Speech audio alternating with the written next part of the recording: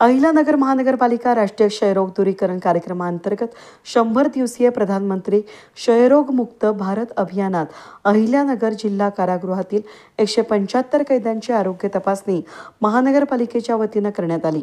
मंगळवारी या शिबिराचं आयोजन करण्यात आलं होतं।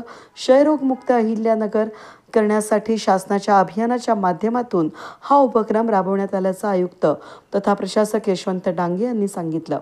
मंगळवारी सकाळी शहरातील सबजेल कारागृहात आयुक्त यशवंत डांगे आणि कारागृह अधीक्षक संतोष कवार यांच्या हस्ते या आरोग्य तपासणी शिबिराचं उद्घाटन करण्यात आलं।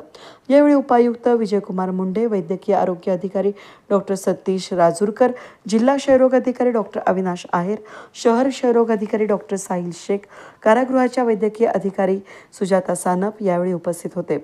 शिबिरामध्ये कैद्यांचं स्क्रीनिंग, छातीचा